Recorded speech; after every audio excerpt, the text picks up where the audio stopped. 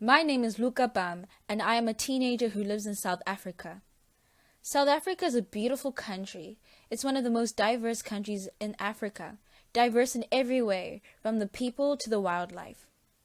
A country with one of the most colorful flags representing the people that call themselves the Rainbow Nation. A country with one of the best constitutions in the world, protecting the rights of women and children. However, in my country, women and children are not as safe as you think. Right now, my country faces dangerously high rates of gender-based violence and is experiencing a femicide. Gender-based violence is the abuse against a person based on his or her biological sex or gender identity. South Africa has one of the highest gender-based violence and rape statistics in the world. I'm going to share a few statistics with you. It is estimated that half of all women in South Africa will be raped in their lifetime. Over 41% of rapes reported in South Africa involve children under the age of 18, and 25% of girls are likely to be raped before the age of 16. But only 1 in 9 cases of sexual violence are reported to the South African police stations, and only 0.3% report domestic violence. As you can see, it is a very scary time to be a woman in South Africa. The pandemic, however, has managed to turn things from bad to worse. Rape cases has risen by 1.7%, with over 53,000 cases in 2020. Women like Tsecho Fatsopule, who was murdered by her boyfriend and was found lynched to a tree while she was 8 months pregnant, or girls like Uyinene, who was raped and then murdered for simply just going to run an errand at the post office, have started a movement against gender-based violence in South Africa. Women and children in South Africa don't deserve to live in fear like we do. I hope that our protesting and activism gets to the ears of our government, police, boys and men in our country, so that one day South Africa will be a much safer place. I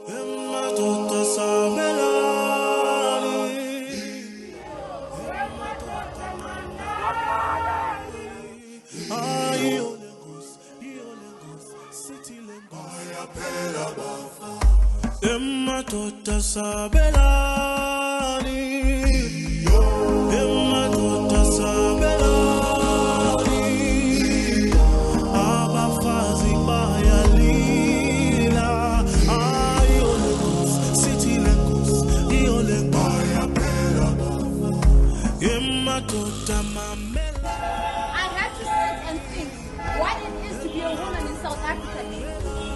Because we as women live in fear, not knowing whether we are the next target. We live not knowing. FemPlus group, we all experience silencing, harassment, abuse, microaggression, objectification, and overwhelming amount of emotional labor in our daily life, but also within movements which should liberate us. Therefore, it's inevitable for us to create parallel FemPlus structures without abrogazing presence of men, securing our ability to deal with these issues within and outside of them. This is challenging. We need to learn new skills and unlearn mindsets which are not serving our purpose. In order to do this, we need easily accessible spaces, such as community centers and house projects, to live and organize in. There we can create non-compromising analysis of our conditions and also rest and have some fun. This way we will not be alone together as FemPlus people, but some of our struggles might become shared. Our emerging collective housing hopes to be one example of such space.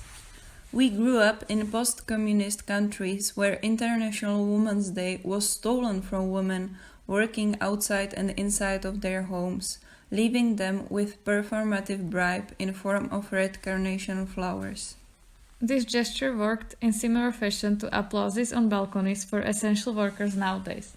What was needed were effective affirmative policies and interventions. However, what we got was pat on back to keep us passive.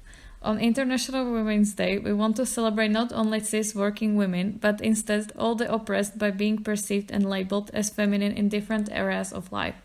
Today, femme people are not only in increased risk of violence in their homes, but also in greater risk to be fucked over by ongoing rise of fascist tendencies in Eastern Europe.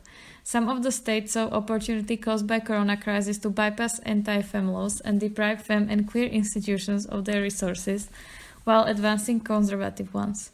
This causes increased hostility even among fighters against these oppressions.